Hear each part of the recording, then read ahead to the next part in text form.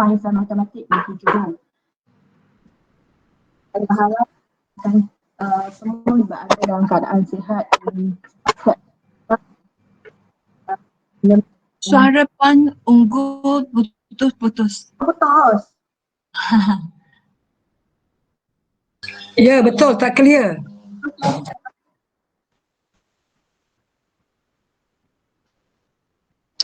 Putus-putus lagi tak? Betul dah. Betul, okay. Alright. Sorry minta maaf. Okay. Tadi okey, ni dah slow balik. Slow balik. Yang ni? Okay, Saya macam tu. Okay, kita mulakan bengkel kita pagi ini dengan bacaan umum kitab Al-Fatihah.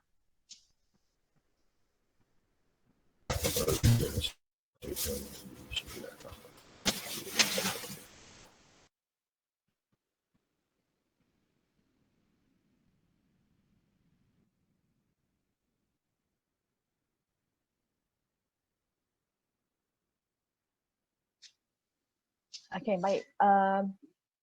Sedikit pengenalan kepada bengkel kita pada hari ini. Okay, bengkel kita pada hari ini akan disampaikan oleh dua orang penceramah kita, iaitu Cikgu Bibi dan juga Cikgu Siti Nuraya. Okay, kedua-dua penceramah kita telah mengikuti kursus selama 3 minggu di Wrexham. Saya meminta kedua-duanya berkongsi bengkel yang mereka telah hadiri, bersama-sama kita lah, sebagai satu input kepada kita lah. Sebelum kita teruskan dengan bengkel ini, saya serahkan kepada Haji Amiruddin untuk memberi sepatah dua kata. Silakan Haji Amir. Bismillahirrahmanirrahim. Assalamualaikum warahmatullahi wabarakatuh dan selamat sejahtera. Yang pertama, Puan Engku Khairul Azlina binti Engku Musa, Ketua Penolong Pengarah Sains dan Matematik, rakan-rakan Penolong Pengarah Cik Harun Nizam, Dr. Munir dan juga Cik Muazzam, dan rakan-rakan, semua rakan-rakan SIC Plus Negeri Johor, Sains dan Matematik Negeri Johor. Dan saya hari ini bersyukur kepada ilahi kerana kita dapat bersama-sama lah dalam satu bengkel pentadsiran alternatif dalam pendidikan sains dan matematik dan melalui penyelesaian masalah dan juga penaklukan. Jadi saya ingin mengucapkan ribuan terima kasih lah kepada semua urustia dan rakan-rakan SIC Plus dan juga tahniah kerana dapat hadir di dalam bengkel kita pada pagi ini dan besok 2 hari, dan kita berharapkan supaya bengkel ini berjalan dengan lancar kerana ini satu norma baru lah, sebab bengkel kalau kita jalan secara online ni mungkin ada sedikit masalah teknikal. Bengkel ni pun online ni kadang internet tak sure okey tak okey. Saya berharap hari ni okey lah sebab nampaknya okey, clear.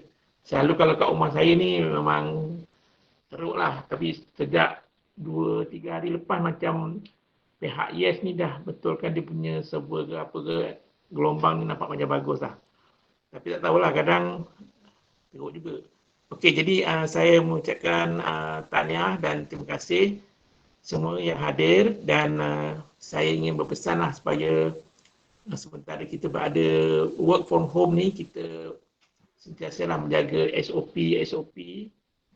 yang telah ditetapkan.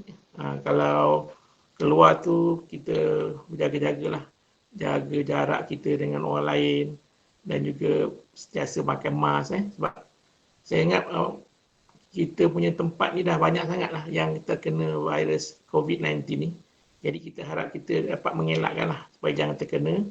Dan juga pesanan timbalan semalam, bila keluar tu perkara yang penting sajalah. Jangan kita keluar nanti orang tengok kita sebagai pegawai kan. Dia perhatikan kita, jadi kita tak nak macam tu lah. Kalau nak di shopping tu belah-belah petang tu okey lah. Itu pesanan daripada Timbalan. Dan juga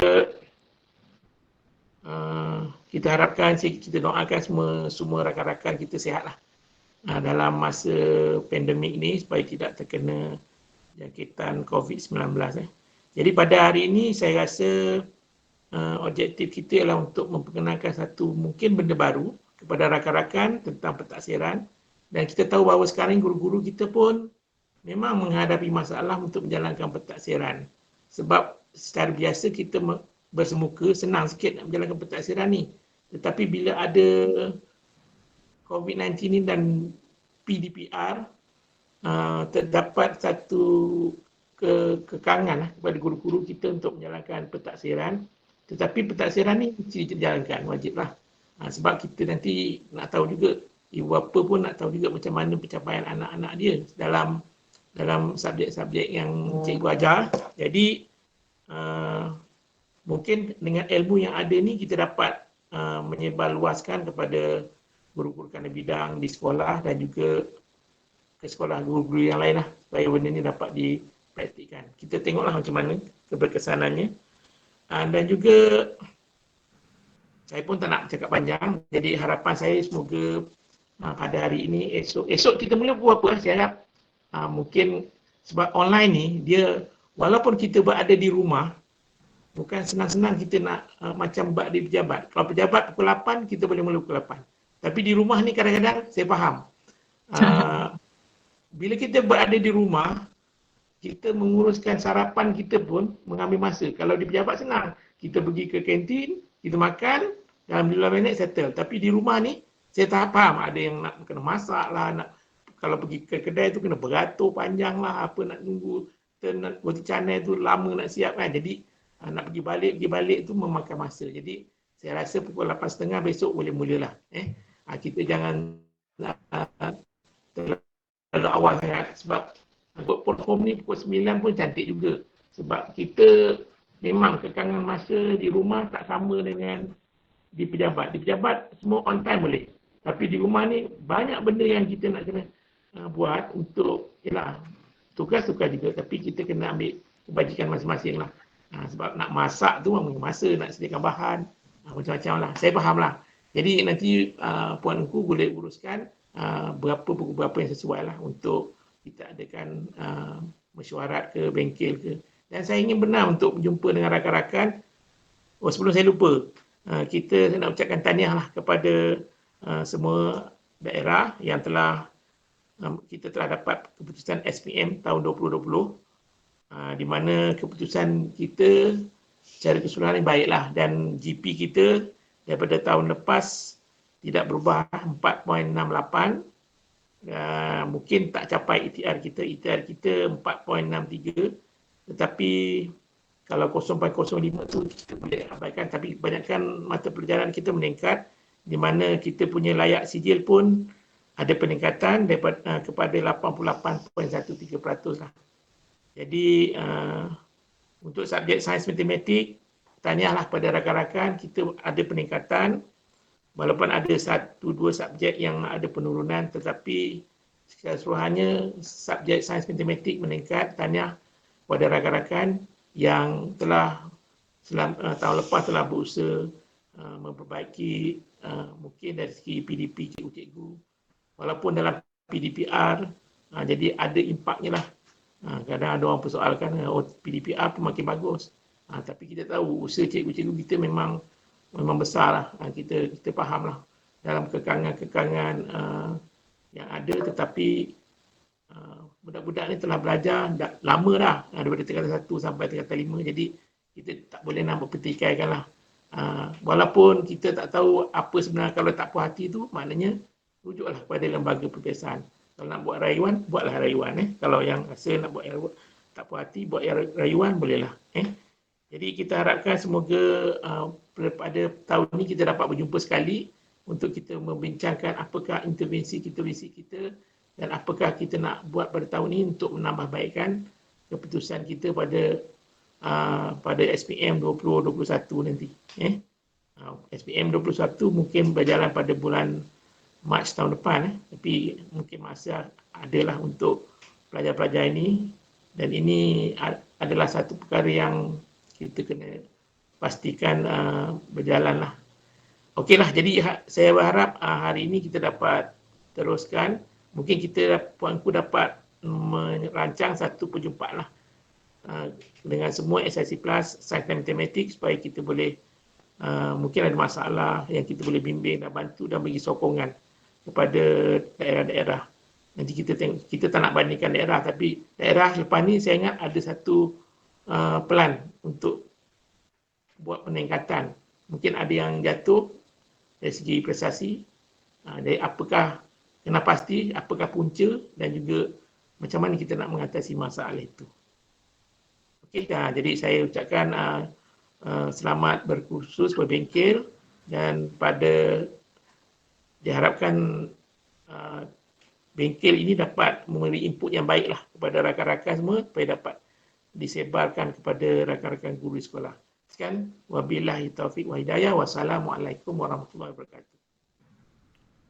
Waalaikumsalam warahmatullahi wabarakatuh. Terima kasih Haji Amir atas ucapan alu-aluan beliau tadi. Okey, sebagai perancangan ini cadangan tarikh untuk kita bermesyuarat. Okey, dalam sebelum hujung bulan, maksudnya dalam 28 Jun. Jadi rakan-rakan dah boleh tik dekat kalender masing-masing lah, boleh ni kita kata tarikh tu kita tetapkan untuk kita bermesyuarat lah. Nanti saya akan keluarkan surat dan juga perancangan-perancangan agenda mesyuarat kita saya akan kongsi dengan tuan-tuan. Okey, kita teruskan bengkel kita pada hari ini. Saya serahkan kepada Cikgu Bibi untuk memulakan bengkel pada hari ini. Dipersilakan Cikgu Bibi. Okey, terima kasih. Salam sejahtera khas diucapkan kepada Tuan Haji Amiruddin dan Puan Ungku. Suara saya jelas? Jelas. Boleh ya? Okey, terima kasih. Terima kasihlah sebab diberi peluang untuk mengikuti kursus Rexon 3 minggu kat rumah. Okey, walaupun kat rumah tapi kami berpeluang berjumpa dengan cikgu-cikgu dari negara Asia, Singapura, Indonesia, Filipina, Thailand, Brunei dan termasuk Malaysia lah, 6 negara. Okey, jadi hari ini apa yang saya kongsi konten dia lebih kepada pure matematik dan pentaksiran akan diambil alih oleh Cikgu Siti Aya. Okey, slide saya boleh nampak slide saya? Okey, nampak. Okey, terima kasih. Nampak tajuk. Okey. Cikgu-cikgu dah join group Telegram belum? Sebab nanti kita punya bengkel, kita punya jawapan boleh paparkan di dalam group Telegram sementara tu lah. Kalau belum boleh join ya. Okay. Sudah. Okey, untuk mengemat rakan-rakan, kami hadir 3 minggu dan kita padatkan semua bahan jadi 2 hari ya. Dan saya 4 slot Cikgu Siti Aya 2 slot. Jadi bahan tu memang kita padatkan lah dan sangat dialu-alukan kita ada perbincangan ya. Okey, jadi slot pertama saya fokus kepada yang kita dah agak lama kita sebut PAK 21, Teaching Mathematics in 21st Century dan Teaching Through Problem Solving. Bahan yang kita terima daripada Rexon semua BI ya, jadi saya pun kongsi dalam BI lah, tak mampu nak translate lah. Okey, the way forward. Okey, jadi warm up soalan ice breaking. Ni tak perlu guna kertas, tak perlu guna pen kita terus congak saja. Sekarang kita pakai topi cikgu matematik Okey, try. Okey. Soalan dia gini ya. Ini belum soalan dia. Okey, 6 pupil take 6 minutes to eat 6 apple. Okey, soalan dia ialah how many minutes will 100 pupil take to eat 100 apple? Okey, rakan-rakan boleh terus jawab ataupun bagi jawapan dalam chat room. 100 minutes. 100 minutes, okey. Atau kita ada satu jawapan 100 minutes lagi? Also 6 minutes. 6 minit. Okey, kita dapat jawapan 2, 6 minit lagi. Ada tak? Selain, okey, jawapan pertama 100 minit. Okey. Jawapan kedua, Okay, how many minutes will 100 murid ambil untuk menghabiskan 100 apple? Jawapannya adalah 100 minit untuk 100 murid habis 100 apple. Ada yang kata 6 minit. Ada tak jawapan lain? Kalau setiap orang makan 1 biji, 1 minit sajalah. 1 minit. Okay, jawapan ketiga A 100 minit, B 6 minit, C 1 minit. 1 minit.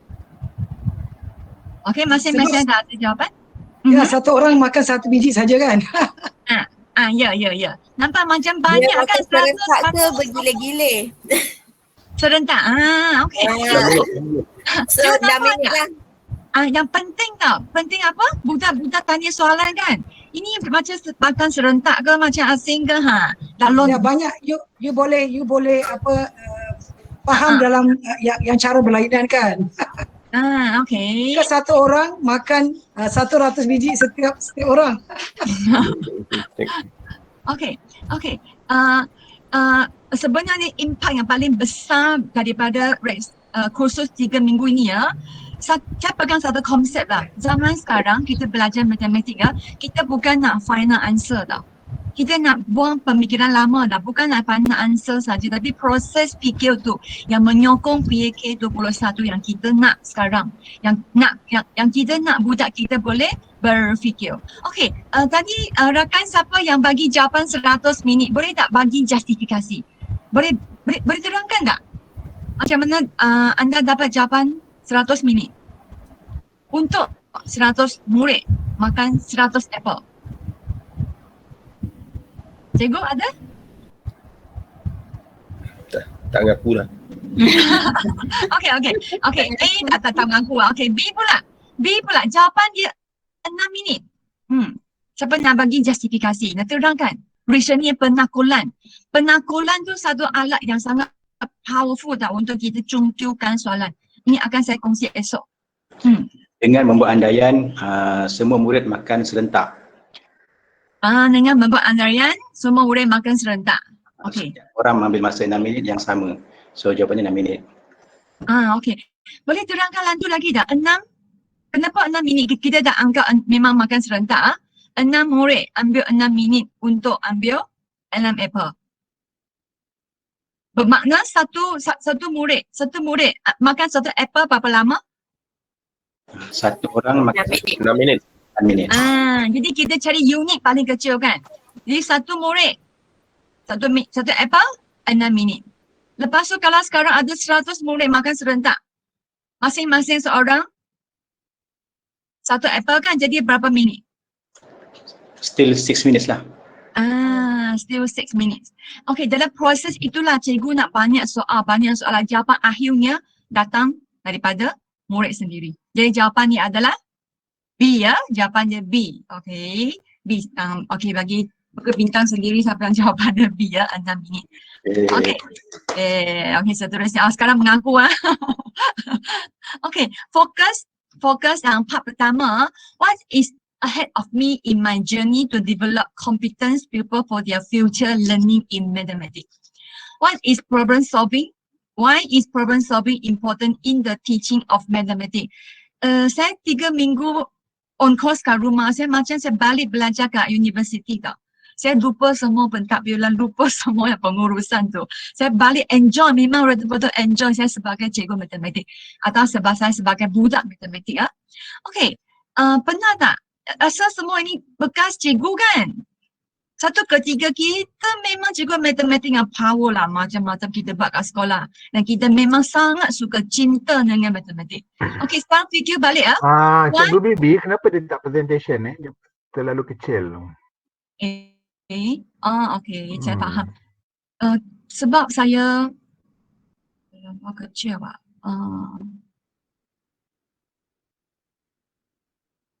Slide dia kecil Sebab dia tak share presentation, dia duduk dekat macam chat kita lah, nama muka kita lah yang kotak-kotak tu. Okay, atas saya share semula. Terima kasih. Cikgu Bibi rasa dah okey. Cikgu Tuan Yusri tu rasanya setting tak betul. Okay, mungkin boleh bantu. Setting komputer sendiri. Okay. Dah okey. Okey, terima kasih. Okey, sekarang saya switch Okey, dulu. baru saya dapat. Okey, terima kasih ya. Pentinglah contoh budak kat sekolah kan, kalau dia tak berani tanya, dia segitu asyik kecil saja. Okey, jadi sekarang contoh kita fikir balik kan, why do I become a mathematics teacher? Ataupun saya tukar soalan, why do I become a SISC Maths dan Science? Pernah fikir tak? Why do I continue to be a mathematics teacher or supervisor? Apa yang kita boleh bantu rakan-rakan guru kat sekolah? Selain ialah kita perlu tahu, kita tahu perlu minta data, pengurusan semua, tapi kita mungkin sekali-sekala kita balik kepada konten matematik. Sebab bila jiwa tu tak ada, jiwa matematik tu tak ada, kita mengajar memang semata-mata untuk periksa lah. Periksa penting, kita tak menafikan, tapi kita perlu cari satu titik pertemuan. Seimbangkan antara result dan juga kita punya proses, kita suka, kita menghayati kecantikan matematik. Saya dah lama tak dengar the beauty of mathematics. Okay. Satu lagi soalan lontakan, dua soalan. What type of student do you prefer and why? Okay, sini ada dua kategori, kita sama-sama renungkan. Kita suka kategori mana satu? Dan kita sekarang sebagai pegawai eksekutif kita di dalam kategori mana satu? Sebab saya suka buat refleksi sentiasa. Okey, pertama, conformist learner. Conformist learner, cara mereka belajar, receive all knowledge, accept knowledge learned and apply to existing situation, include answer exam question. Okey, budak gini atau kalau kita begini kan, kita terima saja tak? Kita terima semua ilmu yang cikgu bagi ataupun kita terima daripada YouTube ke mana-mana ke, dan kita guna pakai di keadaan yang sedia ada. Kita memang boleh apply ya. Okey, macam mana dengan non-conformist? Non-conformist, okey, mereka pun terima knowledge yang sama, mereka pun guna dalam keadaan yang sebenar, tapi dia advance sikit dah. Mereka bukan terima bulat-bulat, but they also construct their knowledge by themselves. Make sense of knowledge learned and apply it to new situation. Use mathematical reasoning to understand, learn knowledge of constructing of new knowledge. Jadi, maksudnya ilmu yang cikgu bagi basic saja dan dia akan extend sendiri dengan construct banyak ilmu. Okey, ini satu ciri yang berbeza antara conformist learner dan non-conforming learner. Okey, selain jawab soalan kan, what type of student do you prefer? Conformist or non-conformist? Dan kita tanya, kita dalam kategori, contoh Bibi kamu conformist ke non-conformist? Kita boleh buat renungan sendiri ya, kita suka construct tak knowledge sendiri. Jadi kita sentiasa kata kreatif dan kritis kan? Dan adakah kita cukup kritis dan kreatif? Okey, kedua. Okey, kenapa conformist boleh jawab soalan dengan baik? Answer question, mereka terima saja. Sebab mereka memang budak baik. They are just follow the instruction. Okay, diligently and ask little question. Kurang mengemukakan soalan. Sebenarnya dalam kelas sekarang dah berbeza kan, kita nak budak aktif tanya soalan. Kalau kita kurang tanya soalan, sebenarnya pemikiran kita mungkin tak secara mendalam lah. Itu sebab kita tak dapat keluarkan soalan. Okay, follow instruction creatively and adopt an inquisitive mindset to explore learning. Okay. Mereka pun follow instruction tapi mereka tak ikut sebiji sama. Ini macam Samadhi je saya nampak. Samadhi memang kreatif boleh takkan terima je ilmu setakat ini saja. Akan explore dan teruskan Okay, untuk conformist, mereka take mathematics as an important school subject. Subjek ini penting. Saya belajar bersungguh-sungguh. Saya ikut semua arahan cikgu. Saya buat semua latihan cikgu. Sebab tujuan saya lebih kepada nak score A dalam peperiksaan. Okay, non-conforming pula. Okay, mereka bukan saja boleh menguasai matematik, tapi mereka tahu power and beautiful of mathematics. Dan lebih lagi mereka appreciate the usefulness. Okay, appreciate adalah satu nilai yang kita perlu tanam dalam jiwa dah. Kita hormat Bukan saja pada ilmu, bukan pada orang yang lebih tinggi jawatan, tapi kita hormat kepada setiap orang di sekeliling kita, persekitaran kita. Okay? Okay, sekarang rakan-rakan guru boleh cerita sikit tak? Balik kepada soalan ini ya. What type of student do you prefer? Cikgu Nora tak kongsi? Kalau tengok memanglah non-conformist learner tu macam lebih budaknya lebih proaktif sebagainya kan. Tapi kalau masa sekolah dululah saya rasa saya lebih kepada jadi conformist learner. Bibi pun sama. Kalau tanya saya balik, kalau masa saya sebagai budak kan, saya memang konformis. Okay. Betul. Kita terima je daripada cikgu-cikgu. Lepas tu jawab soalan periksa tu je lah. Tapi sekarang ni kan kalau tengok konsep PAK 21 memang kita nak budak-budak kita jadi non-conformist learner. Okay. Terima kasih Cikgu Nora. Cikgu Nora sentuh satu keyword yang penting tau. Kita dari dulu conformist kan, sekarang kita nak shift budak daripada conformist ke non-conformist. Okay, kalau mereka sekarang, kita shift mereka kat sini. Jadi macam mana kita nak shift? Program kita nak buat ke? Apakah sebenarnya yang paling berkesan adalah PDPC harian cikgu yang sentiasa semai nilai dan biar mereka nampak matematik sebenar lah, bukan setakat ganti nilai dalam rumus apa itu saja. Jadi mungkin ni soalan kalau tengok kalau saya soalan tanya begini kan, what type of student will you prefer? Jadi kita akan pilih satu saja kan. Kalau soalan saya jadi how to switch from conformist to non-conformist. Itu dah berbeza tau. Jadi tengok cara kita menotakan soalan akan lead peserta, lead budak berfikir berbeza. Kalau saya tanya macam mana nak kita tukarkan mindset mereka daripada conformist kepada non-conformist, dah macam-macam jawapan boleh keluar. Okay, jadi why is problem solving important in learning mathematics? Okay, saya teruskan. Okay, sebenarnya sini adalah sikit perkembangan sejarah. Problem solving dah bukan perkara lama dah. Kalau ada adik yang lahir tahun 1980 kan, dah lebih kurang 40 tahun Okay, dah dikatakan penting Okay, kemudian lepas 10 tahun, NCTM tahu kan? NCTM adalah Nation Council of Mathematics, of Teacher of Mathematics. Kalau kita tengok betul-betul, NCTM memberi pengaruh kepada seluruh dunia konten matematik. Kita punya DSKP pun banyak rujuk kepada NCTM. Jadi di sini ada beberapa dokumen lah ataupun artikel mungkin rakan-rakan boleh cari kalau rakan-rakan minat. Okay, daripada content standard. Kembangkan tambah lagi 6 prinsip. Kemudian 10 years ago dah ada content standard and 8 mathematics practice standard.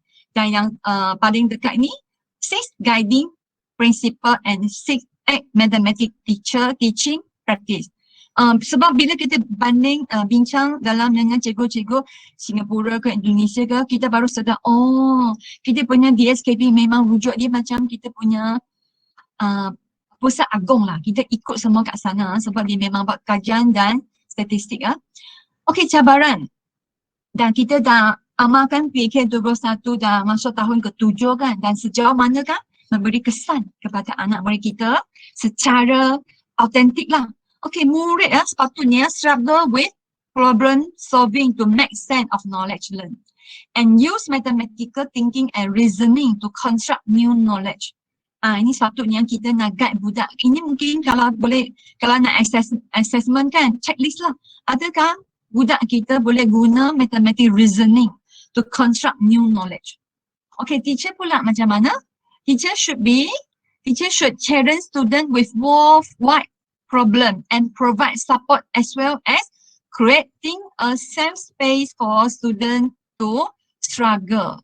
Ini peranan cikgu lah yang disentuh, yang dinyatakan, yang di-highlight oleh NCTM. Kita boleh share dengan rakan-rakan guru. Okay, dan kenapa matematik problem solving penting? Okay, di sini satu ikatan tali yang kuat sebab ikat 5 komponen. Dalam problem solving yang berkesan, ada 5 intertwined strand of mathematical proficiency. Pertama, conceptual learning. kalau rakan-rakan guru ada lihat soalan matematika sejak kita dah tukar format, dah banyak unsur kebat kan. Ada Bibi sekali-sekala bincang dengan rakan guru kat sekolah, dia balik kepada basic matematika, balik kepada konsep asas dia. Okey, kedua, procedural fluency. Bahasa ini setakat ini kebanyakan pun highlight procedural fluency. Dan kita tak menafikan matematik perlu mahir kira. Okey, tapi kita perlu seimbang antara 5 perkara. Strategic competence. Strategic competence iaitu bila kita lihat di SKP sekolah rendah kan nak capai TP5. Dia mesti gunakan perbagai strategi untuk mempersembahkan dia punya penyelesaian. Jadi kita juga perlu highlight strategic competence. Adaptive reasoning, penakulan. Okay, productive disposition adalah termasuk nilai, sikap, kegigihan, kesungguhan. Okay, ini yang disentuh dalam buku Help Children Learn Mathematics. Okay, kalau kita tak biasa lihat DSKP, Bibi cuba kaitkan konten kita dengan DSKP lah. Okay, dalam DSKP kita fokus 3 perkara kita nak ukur kan, nak tahsil. Pertama, pengetahuan. Kedua, kemahiran matematik. Ketiga, nilai. Jadi ada kat sini. Ada kat sini semua ada kat sini. Jadi dia baru boleh jadi satu ikatan tali yang kuat. Kalau kita hanya fokus perkara 2 saja, ini zaman saya dah. Saya terus terang, saya memang pandai kira. Amoy ni pandai kira. Saya tak ada masalah kira-kira. Tapi bila tanya balik saya konsep, saya tak berapa mantap. Saya terus terang, saya tak berapa mantap. Sebab saya punya procedural fluency terlampau hebat sehingga saya abaikan konsep understanding. Dan saya jumpa masalah bila saya masuk universiti. Tapi dengan kegigihan saya, dapat jugalah selesai ya.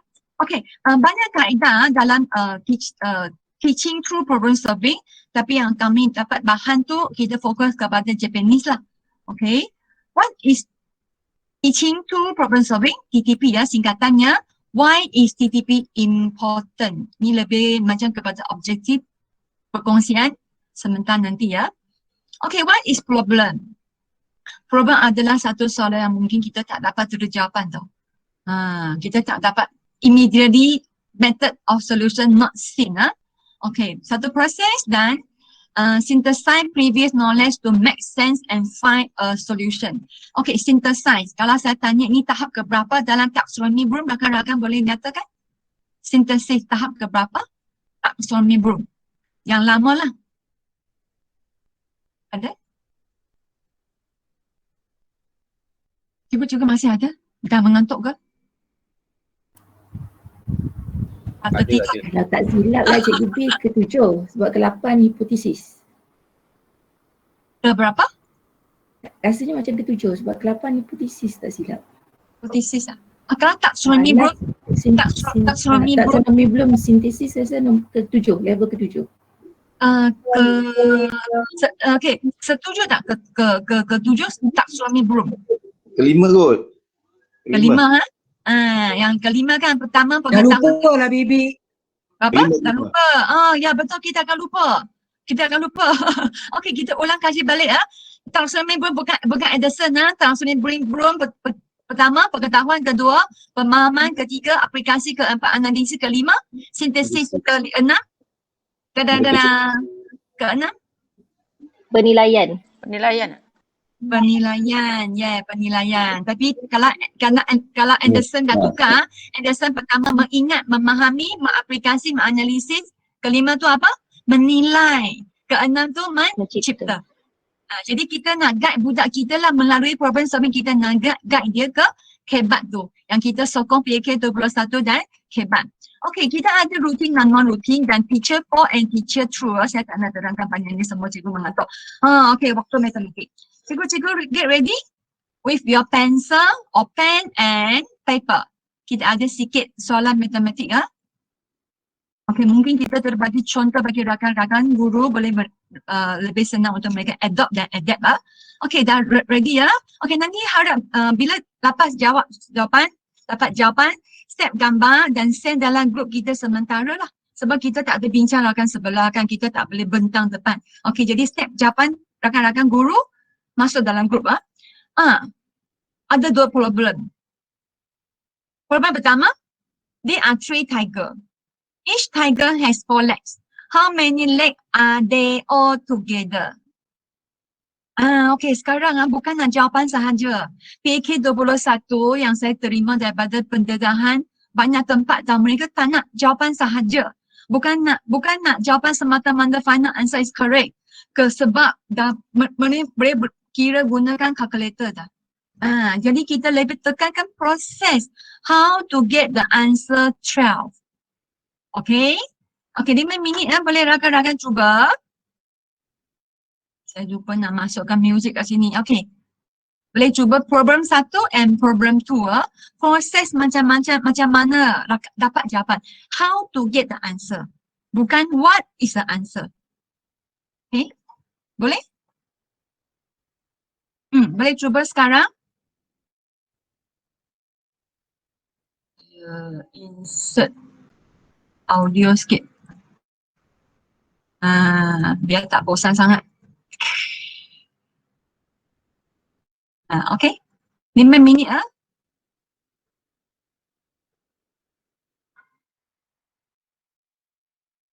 Okay, kalau dah dapat jawapan terus hantar dalam group dan kita boleh kongsi dalam grup sementara waktu kita. Oh, okay, Dania dah ada satu jawapan.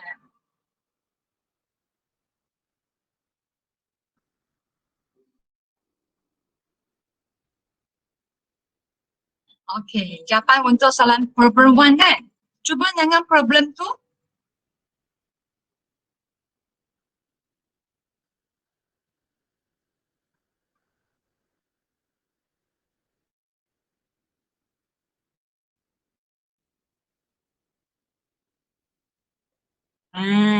Yes, good. Cikgu Nisa.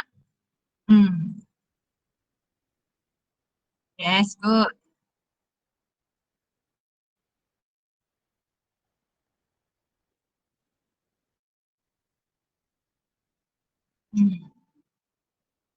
Okay, kalau rakan-rakan yang dah dapat jawapan sampai masa masih ada, okay, macam mana kita nak terangkan kepada budak kita biar mereka betul-betul faham.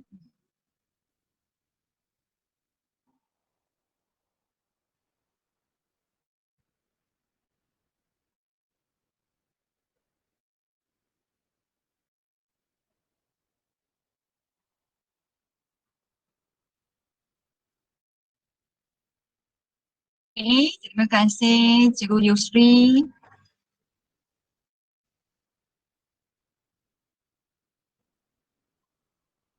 Nora pun dah. Harunisa.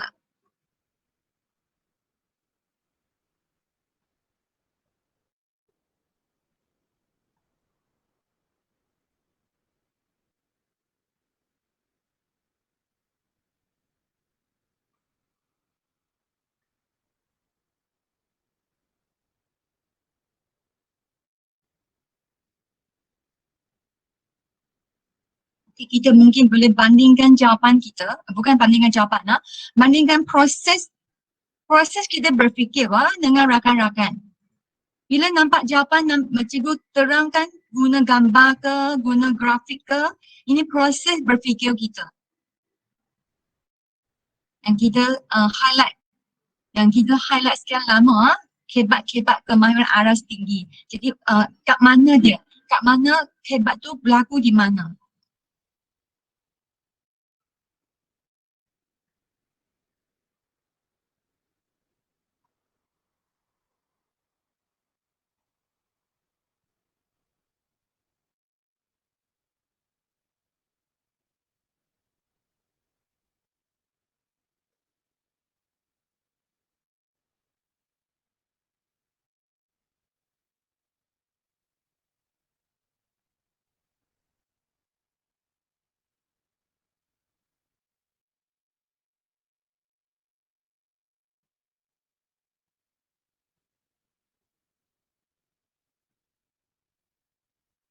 Ada tak jawapan lain? Okey, Tania. Tania Cikgu Suhairi. Okay. Tak apa, darjah 1 pun darjah 1. Cikgu jangan pandang remeh jawapan macam darjah 1 tau. Sebab ini mungkin boleh bantu budak yang kita kata yang kurang suka, mereka tak suka matematik. Bila nampak gambar rajah cikgu tunjuk, dia terus terbuka hati.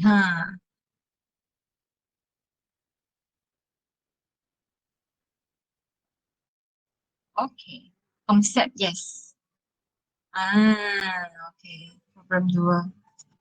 Terima kasih ya rakan-rakan yang sungguh-sungguh cuba dengan pelbagai kaedah.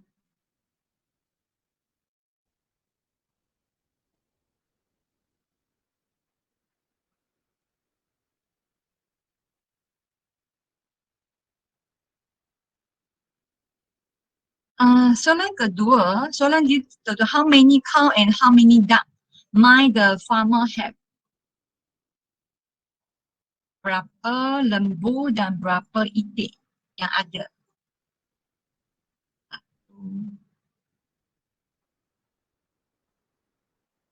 Okey, masa habis. Okey, terima kasih rakan-rakan, boleh tengok jawapan dalam grup kita, grup sementara kita.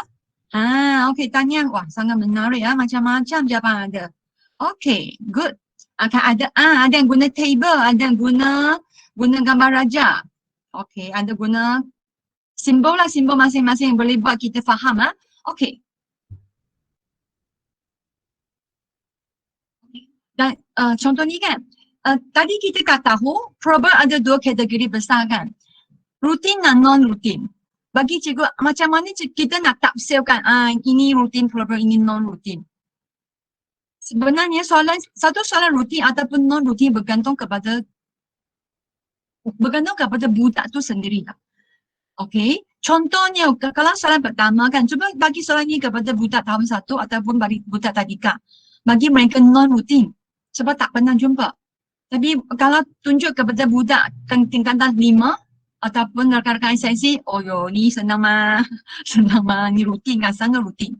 Okey, jadi bergantung kepada tahap ilmu yang kita ada. Problem 2 pun sama.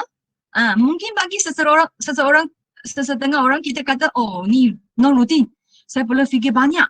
Tapi bagi seseorang tu, simple je sebab saya telah pernah buat. Saya pernah cuba.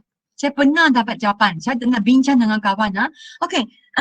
Okey, kawan-kawan boleh nampak jawapan dalam grup. Okey, tanya. Okey. Jadi, secara umum ada 3 kaedah. 1, draw picture. Tak kisah apa picture lah. Picture. 2, kita gunakan addition. 4 tambah 4 tambah 4. 3 kali. Okey. Kaedah ketiga kita gunakan multiplication. Dapat jawapan 12. Ini yang kita mungkin jumpa lah. Okey. Problem kedua pula. Okey. Kita mungkin boleh guna kaedah try and error. Kalau satu lembu dengan 4 kaki, tinggal 22 sama dengan 11 kaki. Ataupun kita assume 5 lembu. Okey, maksud 20 kaki. Baki tu 6, kita maksud dia 3. Jadi untuk case pertama, mungkin satu lembu 11 itik. Mungkin 5 lembu 3 itik. Jadi perasan tak soalan kedua kan dia ada banyak jawapan. Bila banyak jawapan kita kata dia adalah soalan apa? Open-ended question. Open-ended question. Okay. Tadi draw a try and error, ini draw a diagram. Okay, cuba jaya. Dia guna lembu macam ni bukan table. Bukan meja, ni simbol untuk lembu. Okey, gunakan picture. Kalau 6 lembu sekian, tinggal 2 kaki tu, maksudnya 1 ekor itik lah. Ataupun 5 lembu, 3 itik. Okey, ada tak cara lain? Yes. Okey, saya nampak juga ada rakan-rakan yang guna ini. Okey, tapi mungkin kaedah ini sesuai untuk budak yang telah belajar persamaan kan. Mereka dah ada ilmu algebra yang mantap. Mereka boleh form equation. Okay. Jadi contoh ini kan bermaksud dia kita nampak 3 idea penting tak untuk problem solving. Penyelesaian masalah. Okay, pertama, multiple method.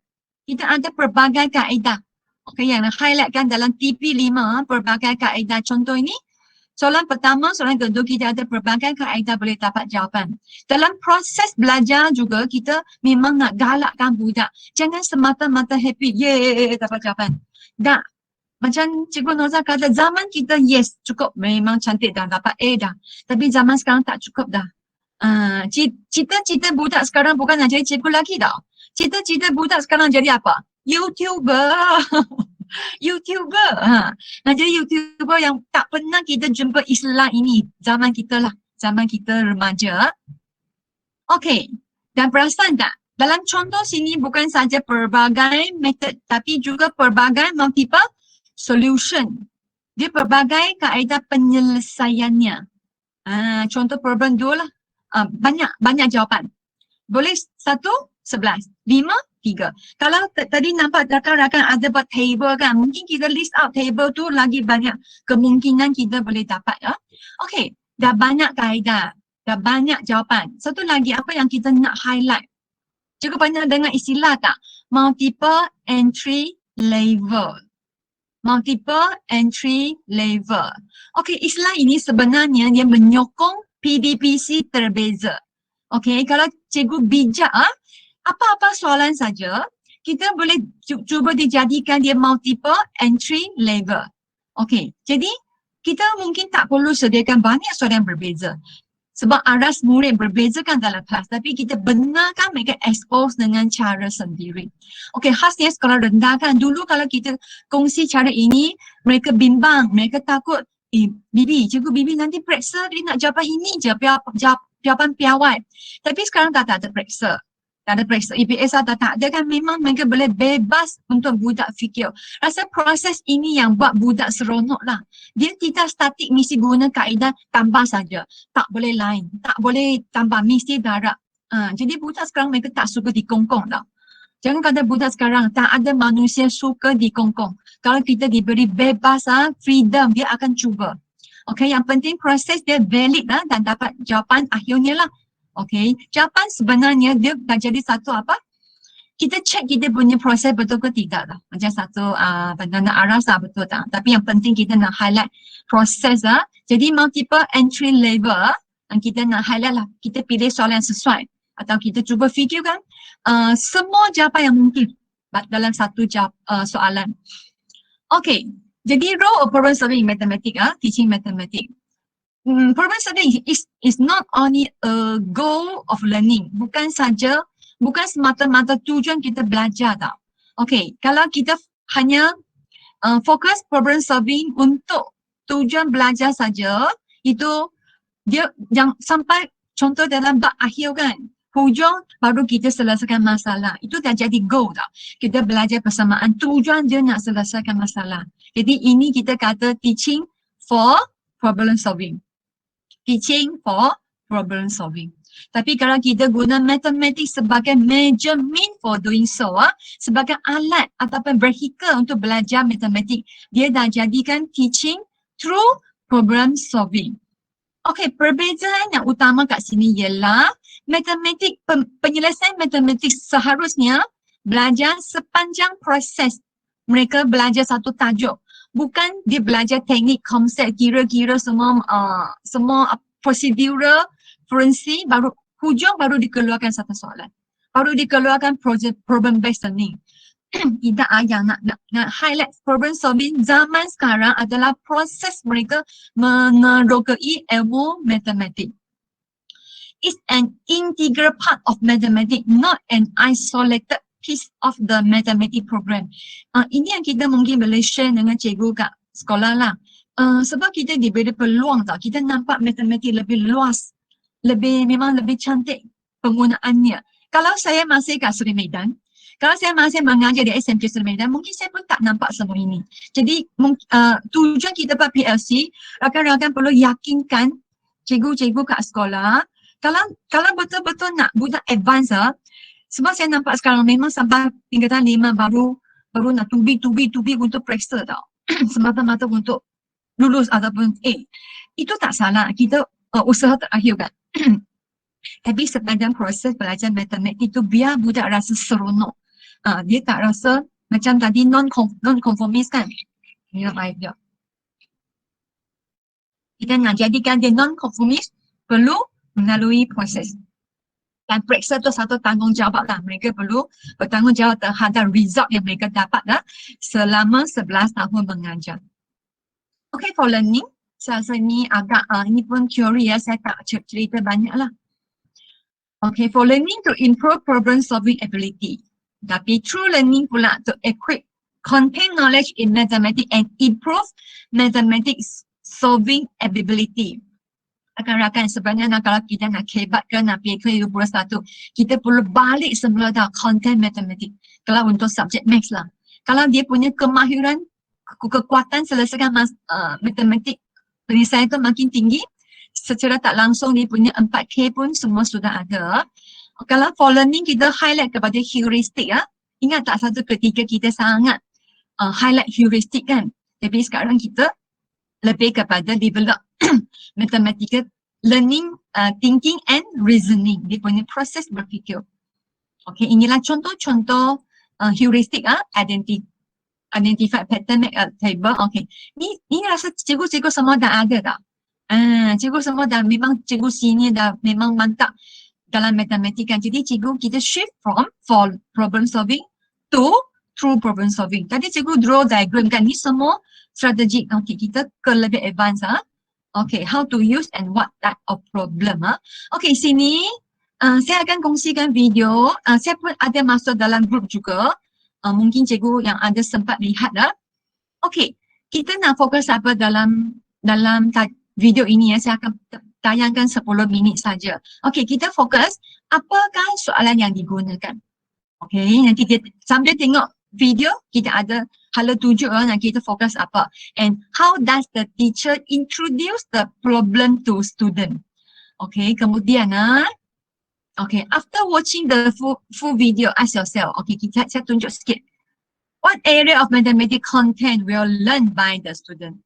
And what mathematics proficiency does the lesson help the student equip? How does it help? Okay, satu lesson dia ada banyak content. Okay, saya share video. Rakan-rakan boleh ikut ke?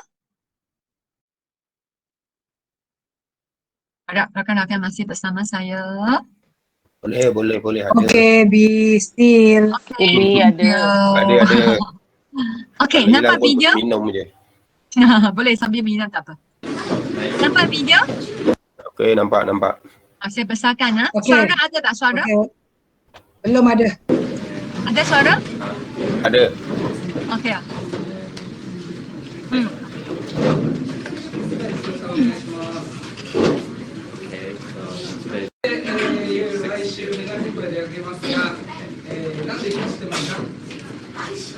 Perlu lihat seri kata sebagai bahasa cikgu. さて、そう一クラスずつ乗るけど、バスの座席で、バスの座席の場所で何か希望ある人いる？座席の場所って希望ある人いる？でっかい椅子。はい、中村くん。前の方がいい。いいです。前の方がいいです。他に。はい。刺した。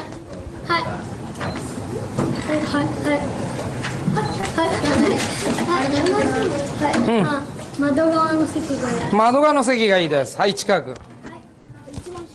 一番後ろがいいです。はい、佐藤くん。前の方がいいです。はい、丸目くん。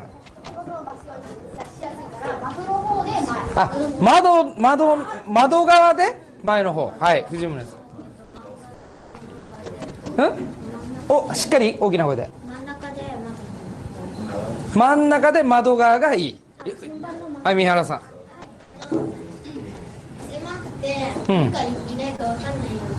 がいいですか。よし。じゃあ今日はね、その座席について勉強するぞ。座席使ってな。で、長谷先生んちはね、よく夏休みにこれ乗って旅行行くんだ。見たことある？これ小田急ロマンスカって。で、箱根っていうところ行くのよ。ね、いいか？さて、じゃあこれからみんなに座席の指定券配るからな。いいか？あ、そう。よし、座席の指定券配るからな。で、一番前の人に裏返して配るから、見ちゃダメだよ。見ないで1枚取って後ろ回すんだぞ。いいか？いいですか？行きました？行きました？ではどうぞ座席指定券です。よ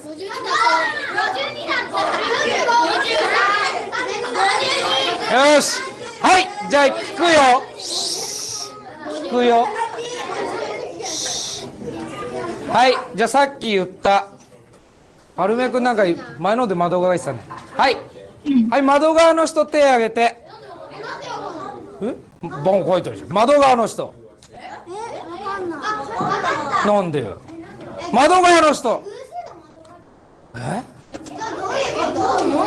窓側。窓側って分かんない？なんで分かんないの？何？どうやって数えればいいか分かんない。他に。はい、篠木君。ただの数だから。じゃあ、何か情報欲しい？じゃあ、どんなことが知りたい？どんなこと知りたい？はい。よし、じゃあ、市川君。席の数が知りたい。あ、席の数が知りたい。バスの並び方っていうかなんか、2個ずつ、2列ずつ並んでるのか、4列ずつ。ああ、なるほど。意味わかった？ 2 列、同じ、何、中村君。席が何列あるか知りたい。何列あるか知りたい。はい。私も同じなんですけど、何列あるか知って、それで、どういうふうに数えるか。何列あるかだけじゃなくて、どういうふうに数えればいいか知りたい。はい、三原さん。席と数字の関係。席と数字の関係が知りたい。素晴らしいこと言うね、佐藤君。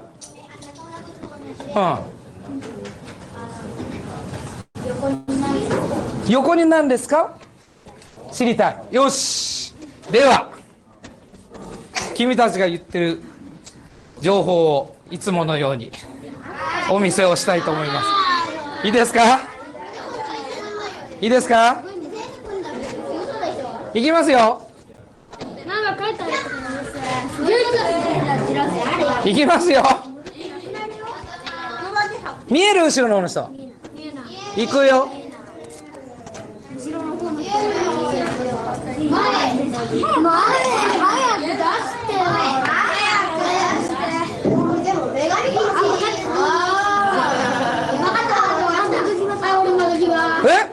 もう分かった？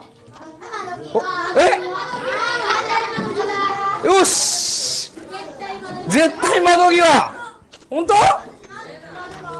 あれ悩んでる人もいるぞ。本当？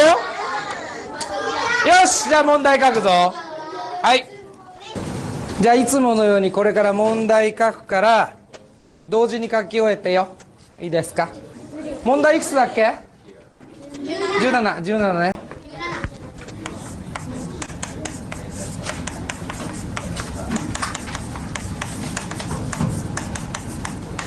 あなたの座席は窓側。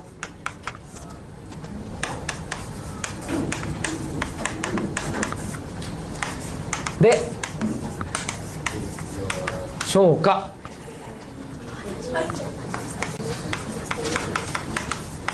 違うで。佐藤君のため見たらね、これ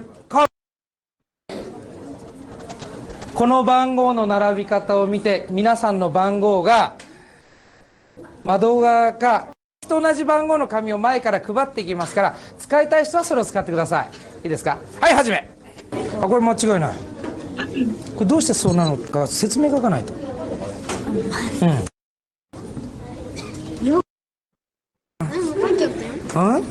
いちゃったよ。そう。書いちゃったよ。永遠に書く。で、どうやって調べる？書いて調べる。いいよ。左斜め。ちょっと困っちゃったよっていう人前おいで。おいで。いいよ。じゃあこれから先生はいろんな話するから、途中で分かったらもう聞かなくてもいいよ。いいかい？よし。じゃあ窓側ってまずどこだか分かる？あ、ここどこだよ。見つけてんじゃん。あれ？あれ？だから、縦に4ずつ。いやでも俺んとこは58は。ここ52で振っててた。だって別に自分のノートに書いてったらどう？次いくつ？もうなんか見つけてんじゃん。1余ったり。うん。そういうとこ書いとくといいかもしれない。1余ったり、それから4余るってある？割り切り。そうだよな。それ書いとくといいかもしれない。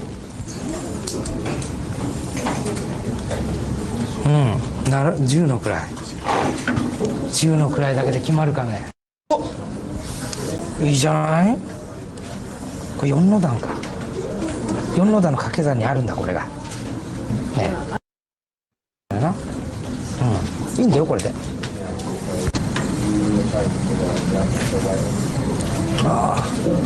数えていかないとダメ？あ、これが数えてないやつか。おお、数えないのな。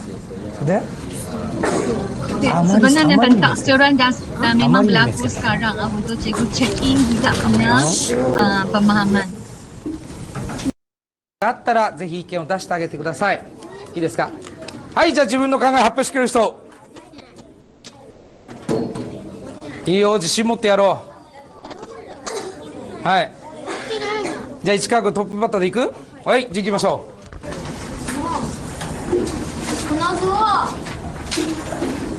この図を縦に見ると、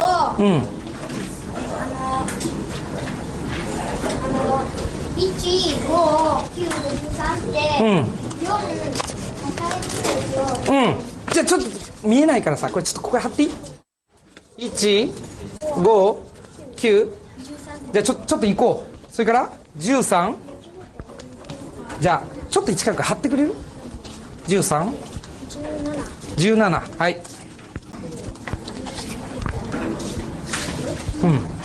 それから21。はい。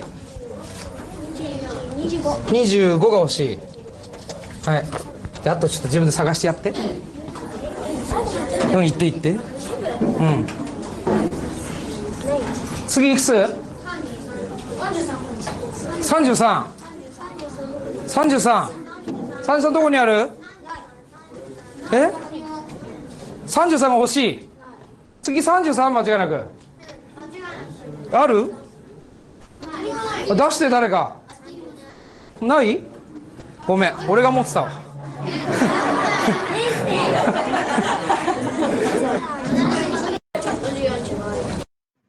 僕の数は41なんですよ。41、はいはい。これね。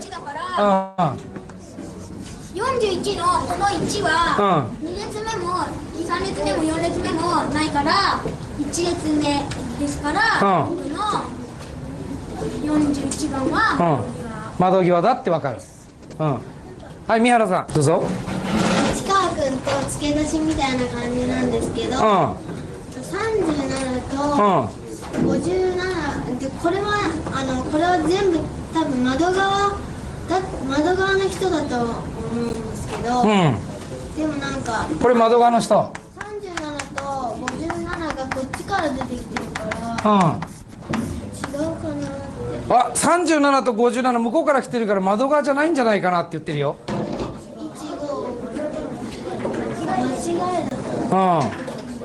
北川君どうだろう？北川君どう思います？あなたも同じような考えだよね。ちょっと来て。じゃあ交代してごらん。1引いた数も窓際。あれ面白いこと言い出してるよ。で例えばどれ？4も窓際。それから8。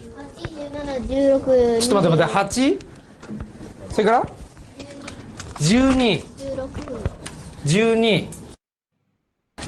あら、56もいっちゃったな。はい。56、あと一応60も。60もそう。もう一回説明してくれる？いいこと言ったよ。すごくいいこと言ったの分かった？もう一回もう一回言って。っちは左側の窓側の席だけど、右から左に、番号が映ってるから、こ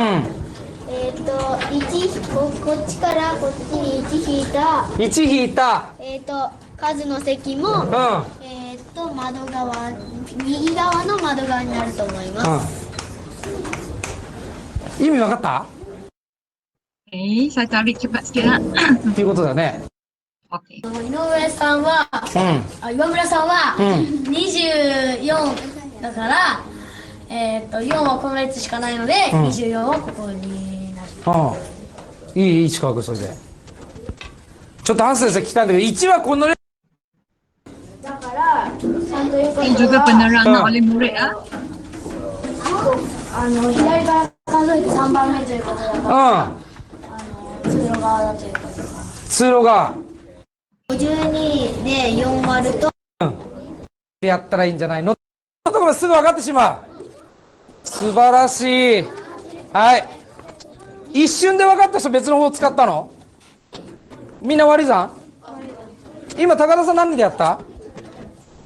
どのやり方やった？割り算。どうして他の方やんなかったの？あ、これ考えやすかった。じゃあ割り算でやった人。あ、そう。大山君なんで割り算でやったの？これ分かりやすいや、割り算でやるのが。あ、そう。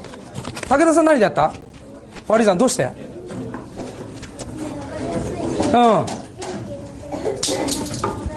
簡単に答えが出るから。じゃあ学習感想。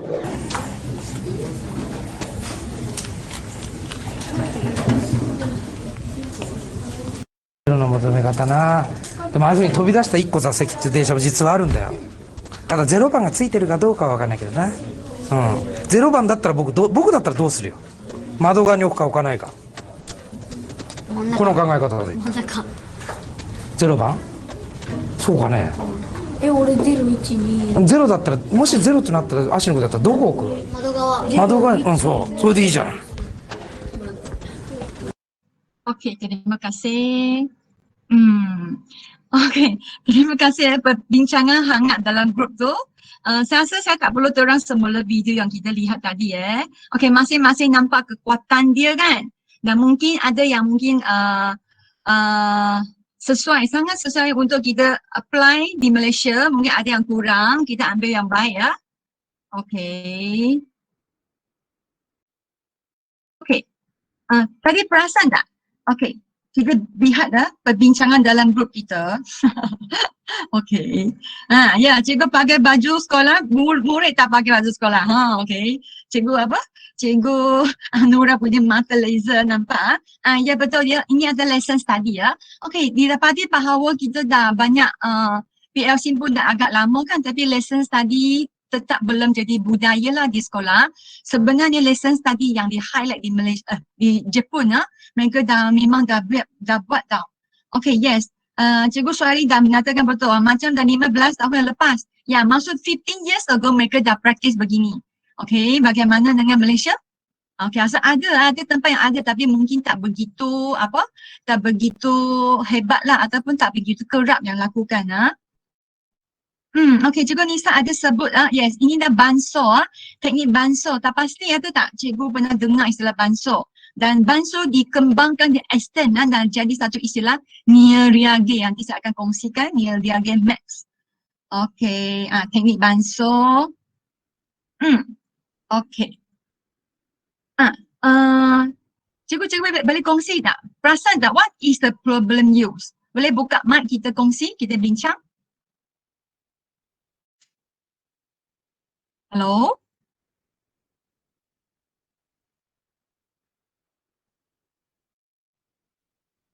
Hello? Bibi. Ya. Nisa sini. So kalau tengok yang ni tadi, cikgu dia take problem ni from daily life situation yang dekat dengan murid. Isu tempat duduk dalam bas kan? Mereka nak bikin melancong. Ya. Okay. Then how does yang best tu tengok dia pancing anak murid dia untuk bertanya. Cikgu tu kreatif lah, provoke anak murid dia untuk memikirkan soalan lah. Okey, ya banyak soalan dikemukakan dan budak pun banyak tanya soalan kan. Okey. Dan dia bila bagi kad tu kan masing-masing dapat nombor 30. Adakah 30 tu sebelah tingkap ke, tengah-tengah ke?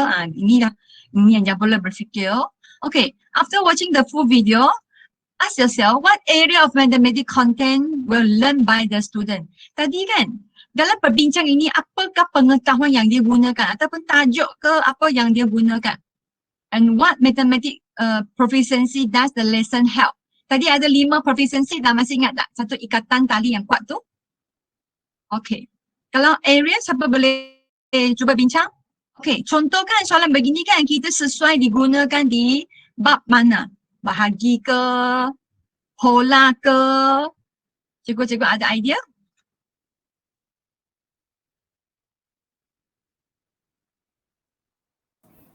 Pola pun boleh ni. Pola and then bahagi pun dia juga operasi matematik kan. Okay. Kalau tak ada orang jawab saya panggil nama. Cikgu Rahatun? Cikgu Rahatun? Saya Bibi, saya tak ada math, tak tahu Bibi, sorry. Saya tulis sains. Dari awal Okay. Tapi saya agak betul-betul darab boleh gitu. Darab. Darab lagi? Mendarab. Darab? Janjang. Agak ni lah Bibi. Okay. Terima kasih. Okay, tajuk-tajuk yang boleh diikatkan dari sini ada penambahan addition, subtraction, multiplication, division, multiple remainder dan number pattern. Okay, ini yang dia boleh gabung jalin lah. Gabung jalin meretasi intradisiplin. Okay, and what mathematics proficiency? Nampak kat sini. Cikgu Anura nak kongsi, Cikgu Anura?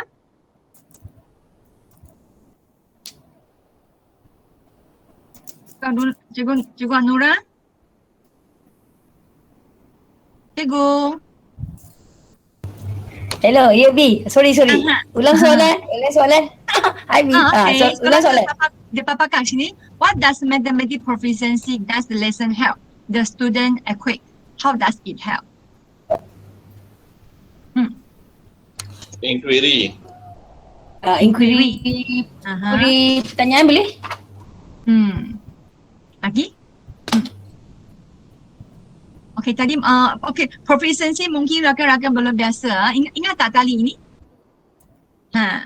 Ini yang di-highlight lah 5 proficiency iaitu okay, selain daripada procedural forensic iaitu dipanggil apa? Kemahiran calculation.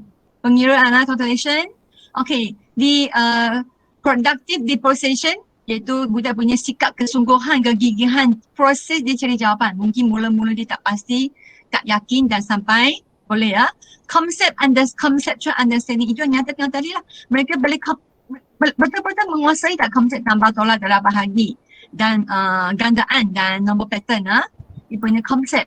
Kemudian strategi kompeten. Berbagai strategi yang digunakan. Adakah mereka guna satu strategi sahaja untuk kena pasti kad yang dia dapat tu.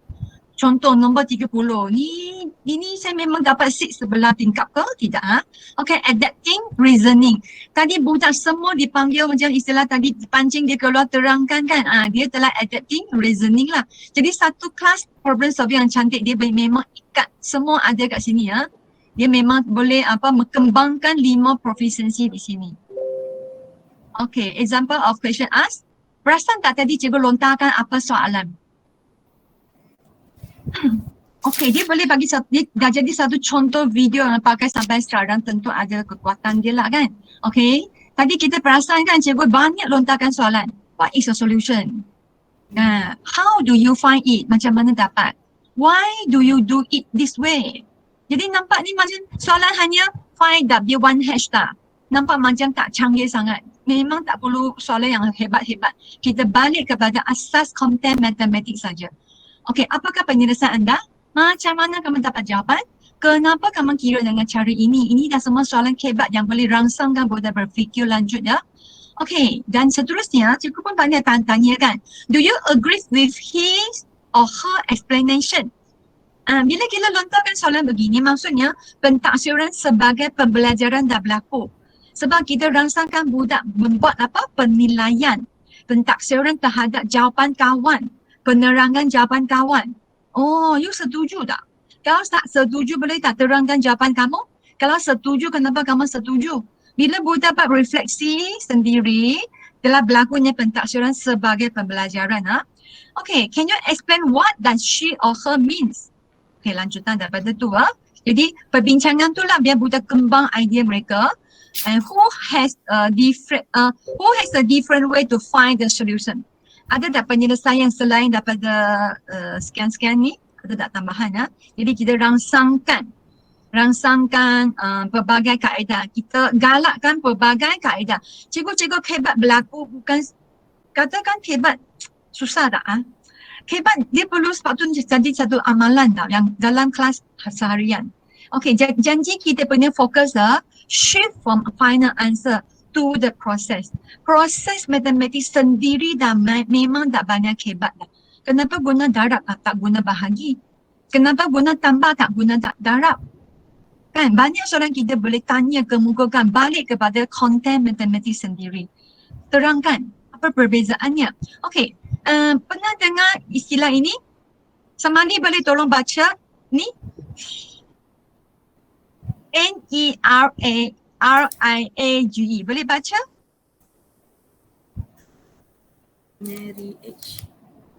Encik Samadi? Marriage. Marriage. Marriage, okay.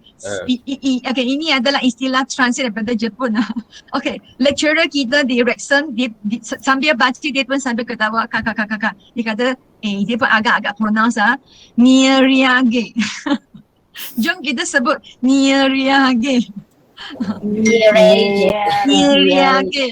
Okay, dia istilah Jepun. Okay, maksudnya Neriage ya, in-depth discussion, perbincangan yang bermakna dan secara apa? Kita kata deep learning kan? Ini kan Neriage. Ada tanya Google Translate. Okay, Neriage is the head of TTP ya. Ingat lagi TTP tak? Ting tong pong. Teaching through problem solving. Teaching through problem solving. Nanti kita bincang lebih lanjut dengan Neriage ini. Okay, a brief review on teaching through problem solving. Okay, problem solving is an integrate part of mathematics. Tengok sepanjang proses tu problem solving diterapkan. Okay, dan problem tu kita dah ada 3. Ada multiple method, multiple solution and multiple entry level. Entry kan masuk. Entry kan masuk pintu masuk kan. Kita nak masuk dari mana? Dari tengah ke, depan ke, hujung ke, kita pergi ke tahap aras budak tu. Okay, teaching for mathematics boleh for problem solving or through problem solving. Okay, what is TTP? Kita bincang satu example sajalah. Okay, how to solve through problem solving, fokus tu. Okay, ringkasan juga ini yang highlight di Jepun seperti tadi, tayangkan dalam video tadi. Okay, mula dengan lontaran satu problem kan. Problem dia satu saja, iaitu seat kan. Kita nak melancong, kita seat kita dalam bas tu. Okay, bas tu. Okay, jadi dapat banyak solusi, banyak penyelesaian kan. Jadi budak buat sendiri. Okay, tengok video pun kita perasan video tu agak lama kan. Jadi masa itu tak nampak dia bincang dalam kumpulan. Setuju tak? Dia bincang dalam individu kan. Okay. Lepas tu mereka comparing and discuss the answer. Kemudian baru dapat satu idea, question dan problem.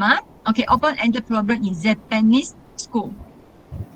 Okay, introduce to review the previous learning. Dekatkan dengan pengetahuan semua sedia ada. Hosting the problem, understand the challenge. Solving problem, student work in the independence. Okay, ini ada sikit sifat bagi saya lah, dia ada sikit sifat apa? Think, pair and share. Dia think sendiri dulu, seorang figure dulu, kemudian baru bincang. Compare and discuss student work. Okay, and then summarize, look back on their learning. Okay. Sini ada 3 level untuk teaching matematik. Okay, contoh ni kan, bila kita kita kongsi dengan rakan guru kat sekolah. Tentu mereka kata, B mana ada masa kan? Betul tak? B tak ada masa. Terus bagi soalan buat jawapan habis selesai. Okay. Kita perlu yakinkan kalau cikgu guna cara bagi tahan, ganti jawapan, dapat jawapan. Kalau cikgu guna satu cara saja, tentu cikgu sampai tahun 6 ke SPM budak dah bosan, dah sangat bosan. Betul. Banyak silibus nak cover kan. Banyak silibus nak cover. Dan tidak ada orang tetapkan satu minggu nak buat berapa kali aktiviti begini.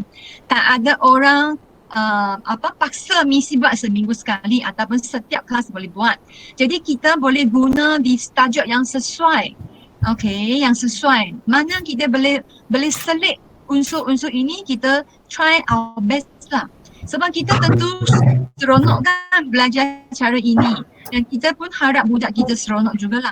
Unsur seronok agak penting. Okay, kita ada 3 level. Kita boleh check kita cikgu level ke berapa. Kalau sekarang kita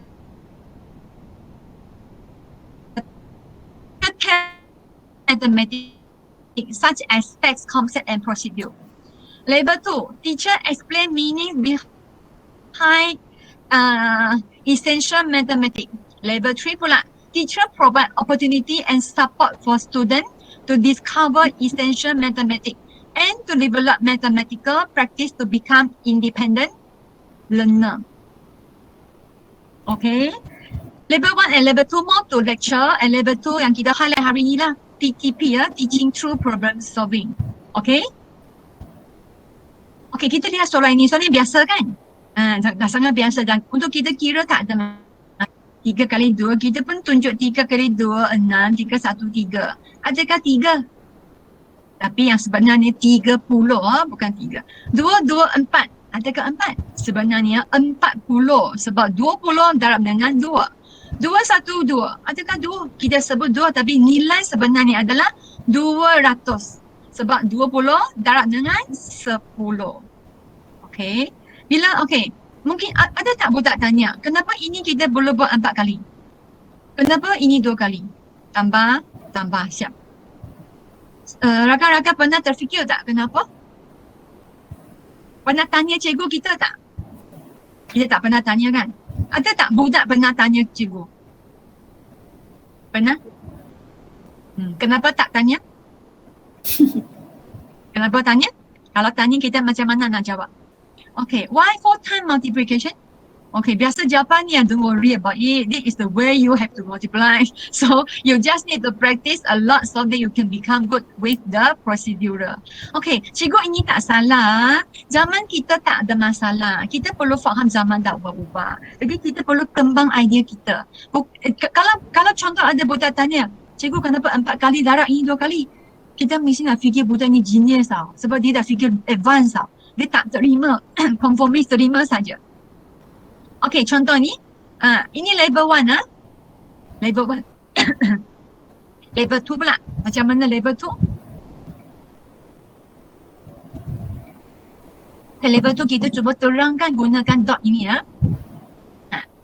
Okay, kita terangkan proses dapat jawapan kita mungkin boleh pecahkan. Kita ambil nombor yang senang kita kira. Okay, jadi nampak tak sini ada 4. Okay, soalan saya, why 4 times multiplication? Why 4 times multiplication? Kenapa 4 kali? Sekali sini, 200 kan? Ni 200, 40, ni 40, ni 40. 30 ke mana? 30 sini. 36. Okay, inilah kita guna grafik yang untuk terangkan kepada budak kenapa, mengapa. Okay, sebenarnya sini kalau lebih cantik kan kita isi kosong kat sini tak? Jadi kita nampak bukan 24. Kita lihat dengan mata kasar 24 lah. Sepatutnya 240. Okay, ini cikgu level 2 yang kita terangkan guna grafik untuk terangkan konsep tu. Okay, 4 kali lah. Datang dia mana? 200, 30, 40 dan 6. Okay, macam mana dengan cikgu level 3? Yang kita nak rangsangkan cikgu sekarang jadi level 3. Mungkin untuk budak, kalau kita berhadapan dengan budak yang lebih lemah, contohnya budak Linus lah contoh, kita mungkin nak balik jadi cikgu level 1. Tapi kalau kita jumpa budak yang advance dan budak kelas pertama dan memang mereka advance dengan matematik kan, mereka tidak puas hati dengan cikgu hanya terangkan cara gini saja. Kita nak tukar topik kepada cikgu level 3. Why do you calculate? How do you calculate using the multiplication facts that you have learned so far? Perasan tak? Kalau cikgu level 3 memang dah bertindak sebagai cikgu sebagai facilitator. Dia lontar soalan saja, bing-bing, dia kaitkan dengan pengetahuan mereka yang telah belajar. Ini memang sesuai untuk budak yang advance kan. Setiap sekolah ada tak? Setiap sekolah ada budak yang memang advance dalam matematik lah. Jadi kita nak kembangkan potensi. Ingat tak standard 4 kita? Dalam PDPC kita nak kembangkan potensi murid. Jadi kita nak tukar topi sentiasa. Kita tak boleh statik. Level 1 tu bagus sangat. Yang lain saya tak nak cuba. Kita pun tak boleh kata level 3 ni hebat sangat, TTP ni sangat baik. Saya guna TTP saja untuk semua budak saya. Tak boleh ya, kita mesti bijak lah. Pilih kaedah secara yang sesuai untuk budak kita. Okey, jadi ni soalan kita tau. Jadi jawapan seterusnya semua datang daripada budak. Okey, kita ini semua jangkaan jawapan ya. Kita jangka apakah jawapan budak. Okey. Kalau kita lontarkan soalan kan, macam mana kita nak dapat jawapan 12 darab 23? Okey, mungkin jawab kata, cikgu saya boleh bilang satu-satu mas sebab saya rajin. Boleh tak? Boleh kan? Kalau budak rajin dia dah bilang 1, 1, 2, 3, 4, 5, 6, 7. Boleh. Sampai 200 berapa dia dapat. Okey, satu cara kan one by one. Okey, ada tak dia guna repeated addition? Ada juga kan?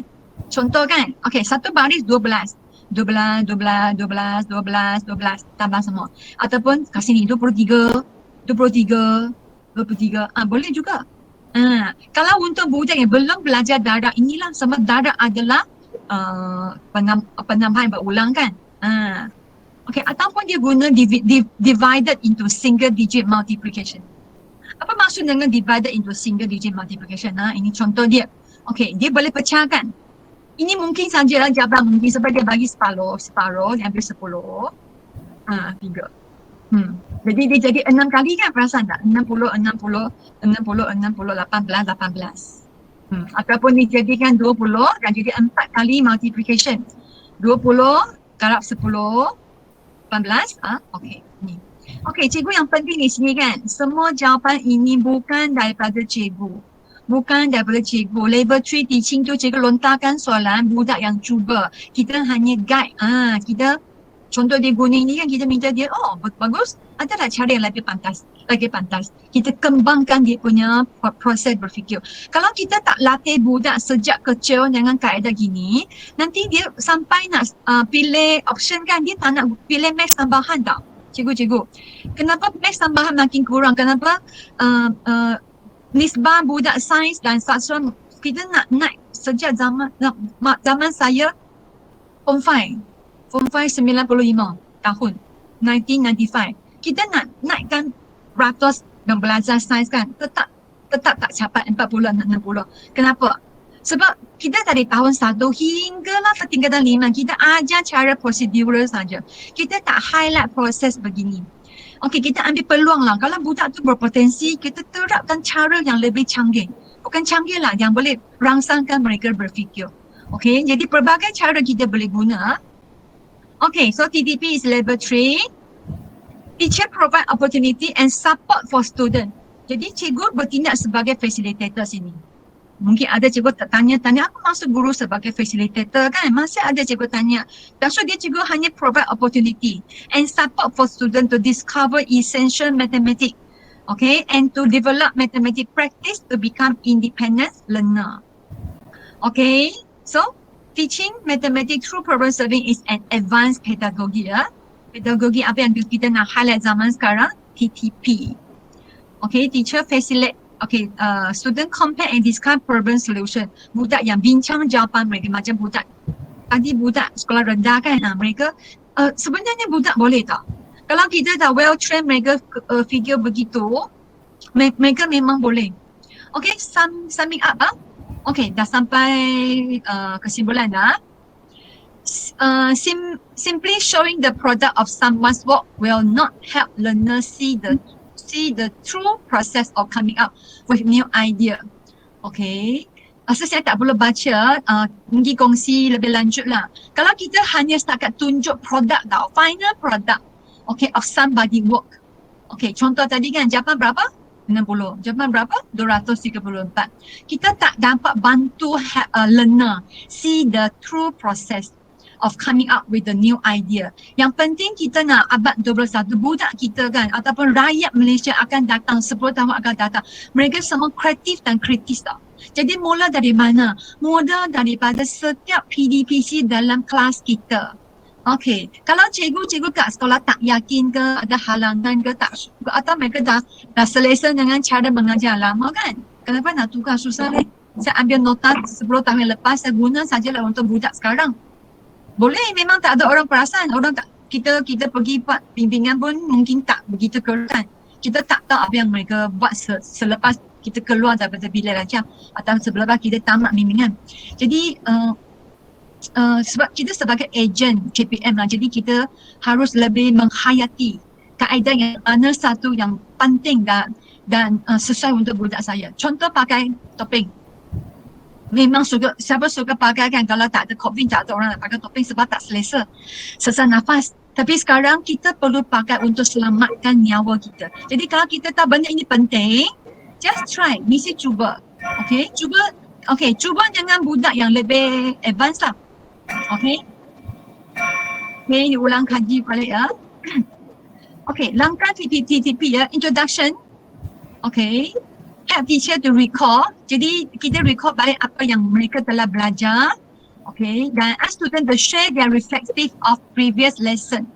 Next, posing problem. Help student understand what the problem is asking and identify the mathematic challenge behind the problems. Okay, students problem solving ni dah. Okay, kalau lihat peranan cikgu kan, lebih kepada kedua. Okay, pertama pun kita bantu budak recall apa yang mereka belajar kan. Dan kita sediakan soalan yang bermakna lah, soalan yang kualiti ya. Lepas tu dah balik kepada peranan murid.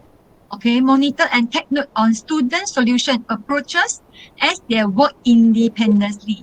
Think about how to plan the whole class discussion. Kita lebih kepada plan macam mana nak budak bincang dengan lebih berkesan. Okay, compare and discuss. Ni reagen berlaku kat sini ya, ni reagen in-depth discussion. Help student compare and discuss each other's approach, go beyond show and tell. Summarize. Help student come to consensus on the best approach. Pilih satu kaedah yang paling baik untuk mereka. Help them identify general rule of characteristic they encounter. Ini dah pergi inductive learning. Inductive learning. Ask them to recall the summary of what they learn and their reflects in their notebook. Notebook nanti kita akan bincang. Notebook dia, saya tengok tadi nampak budak dia conteng-conteng pada buku kecil tak. Ini bukan latihan ya, nanti saya kongsi notebook di Jepun. Okay, throughout the lesson, jadi kemahiran cikgu lontarkan soalan sangat penting. Kalau start lecture macam sekarang saya lecture, akan berasa mengantuk kan. Ask question and lead student to student mathematical discovery and help student visualize and recall the process of mathematics. Ya, tadi Cikgu Nisa ada sebut istilah tu banso. Banso pun nanti perbincangan kita. Banso itu penggunaan papan putih dengan bijak lah. Okay, banso. Kenapa banso penting? Nampak tak? Dia punya whole picture kat sini. Dia tak padam apa pun. Okay. Teacher, student, teacher. Okay, sini apa nak nak tanya dah rakan-rakan guru? Rakan-rakan SIC?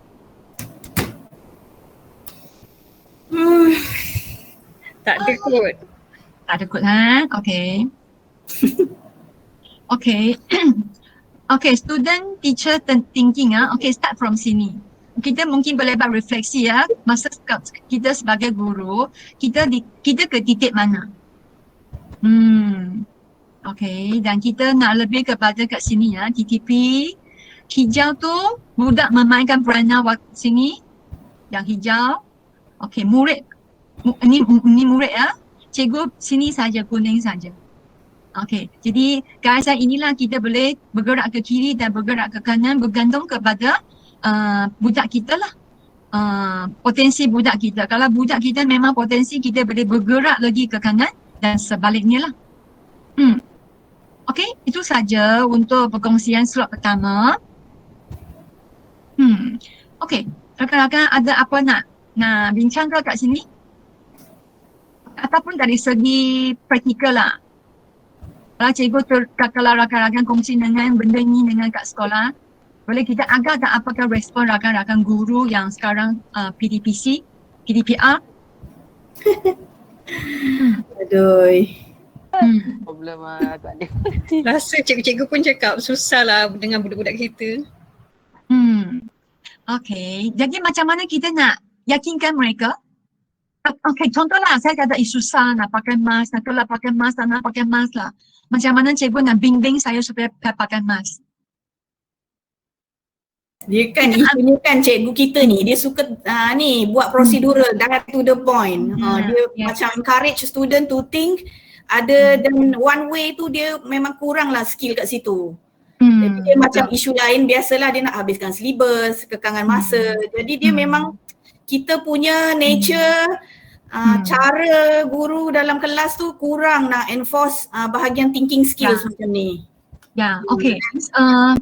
Itu sebab kan bila saya tengok sebenarnya bila saya hadir ni dia tunjuk 3 video Bibi kongsi satu, nanti saya masuk lagi 2 video dalam grup yang video mereka kongsi semua saya tengok macam tadi sahabat cukup Suhari ni macam 15 tahun lepas itulah ini yang berlaku di 15 tahun lepas tapi masih tidak lagi berlaku di Malaysia. Jadi kita mungkin sebagai ejen matematik kita perlu yakinkan mereka lah. Saya tahu bila kita kongsi benda ini kita dah agak tahu jawapannya. Okey, seperti saya kongsi. Okey. Kalau dengan budak yang mungkin kurang advance, level 1 pun dah cukup kan? Setuju tak kalau kelas hujung? Mereka boleh prosedural dah okey. Kalau dengan budak yang memang dah kelas pertama dan kita nampak dia berpotensi kan, yang dia boleh bergerak ke belajar maths tambahan contohnya. Jadi kita boleh lontarkan soalan level 3, level 2. Kalau tak sampai level 3 pun level 2. Sebenarnya level 3 tu lagi senang tau. Kalau cikgu bijak ni nampak, level 3 saya tak perlu banyak buat tau. Dia hanya lontarkan soalan dan minta budak katkan pengetahuan sedia mereka. Sebab ini sasaran budak berbeza kan. Sasaran budak-budak yang lebih advance dan mereka lebih terima cabaran lah. Lebih terima cabaran ni mereka cuba dengan pelbagai kaedah. Dan kita baru pergi satu final answer. Dan contohnya kita dah agak dengan jawapan cikgu, kita dah agak respon cikgu yang mungkin pasif dan kurang motivasi dan kita perlu yakinkan mereka lah. Okay. Sebab kalau kita tahu benda ini penting untuk anak kita, penting untuk rakyat Malaysia akan datang. Sebab satu dunia telah belajar dengan cara gini. Satu dunia. Baik Singapura ke Thailand ke mereka dah pergi cara sini. Kalau Malaysia tetap puas hati dengan setakat ganti nilai formula jawapan. Nilai formula jawapan. Itu je. Jadi kita sentiasa ke belakang lah. Saya pergi bentang di China 2016 masa tu saya bawa idea kita papan putih papan putih kecil. Masa tu kita baru launch PK21 kan. Dan bila saya habis mengajar kan, ada seorang pensyarah dia kata, saya tengok cara you mengajar, saya tahu apa yang berlaku di Malaysia. Ini yang kita buat 10 years ago. Cikgu boleh faham maksud saya punya kerisauan. Yang kita praktis di Malaysia yang saya anggap saya dah agak canggih, hebat. Tapi saya tunjuk di depan dunia, dia kata ini kaedah 10 years ago. Sebab kita tetap fokus kepada final answer. Jawapan akhir. Mereka tak nak lah. Kita belum mengakui jawapan akhir boleh terima guna kalkulator dengan komputer. Jadi kita perlu yakinkan mereka lah. Nanti slot seterusnya mungkin ada kongsi dengan lebih lanjut lah cara kita yakinkan rakan-rakan guru. Okey, rasa ini saja untuk program slot pertama. Cikgu penat kita sebenarnya kita sudah mula pukul 8. Okey, kita rehat sekarang dan kita sambung pukul 11. Kita ada masa lebih kurang 50 minit. Okey, itu saja. Terima kasih. Mohon maaf kemana kekurangan. Kita sambung slot kedua. Okey, Ungku nak serah ke depan Ungku ke? Terima kasih Bibi. Terima kasih Bibi.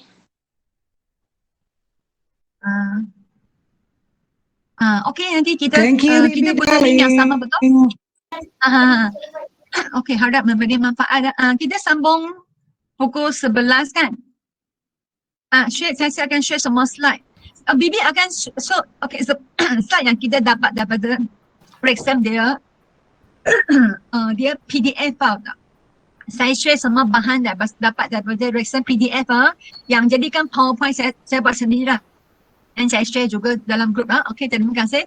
Kita jumpa lagi nanti pukul 11 Link yang sama kan? Okey. Okay, thank you. Okey, cikgu rehat dulu Terima kasih. Terima kasih Cikgu Bibi. Okay. Ya, kita minum dulu.